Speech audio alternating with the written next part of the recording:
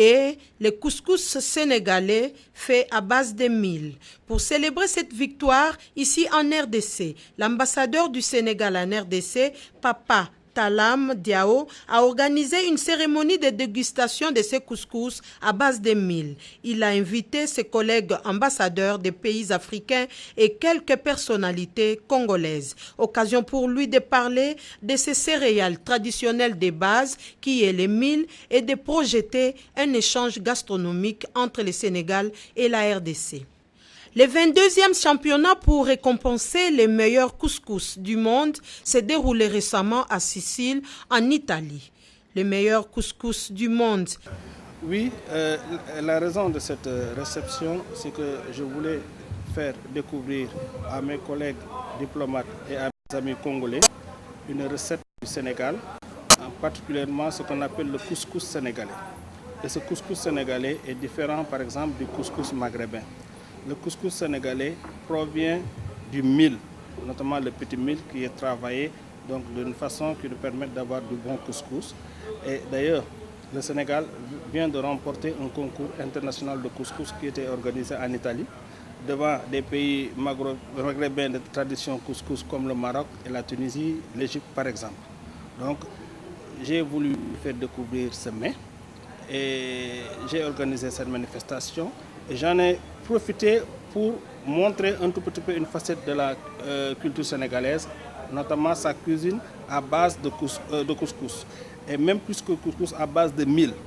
Et j'ai rappelé que traditionnellement, la céréale Sénégal par excellence, c'est le mil.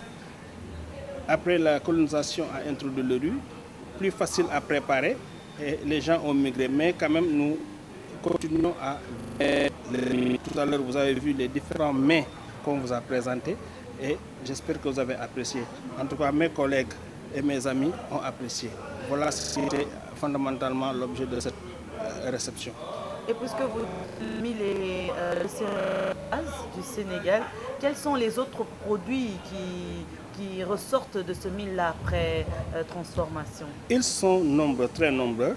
Bon, malheureusement, c'est souvent des noms locaux qu'on leur donne. Ça va du poudre à des graines en dehors du couscous qu'on prépare avec de la bouillie. On fait des beignets avec. Il y a toutes sortes de choses qu'on fait. Et également, le couscous s'accompagne de différentes sauces. Vous avez pu les constater. Sauce de poisson, sauce de viande, sauce de poulet. Donc, toutes sortes de sauces.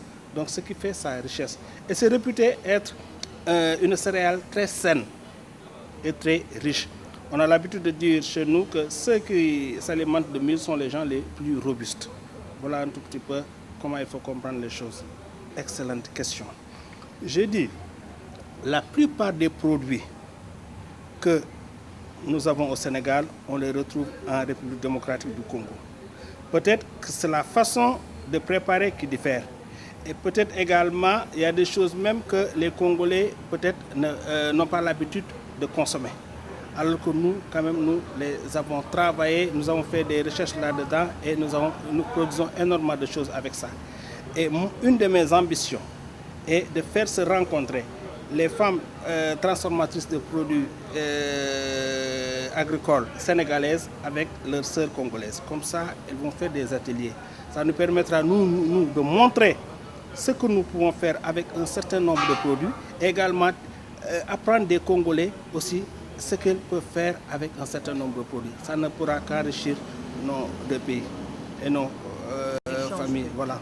Avant la dégustation proprement dite, les invités ont pu écouter les explications sur les différentes étapes de traitement de ces céréales jusqu'à la consommation. Ce couscous dégusté a été servi avec différentes sauces à base de légumes et la pâte d'arachide.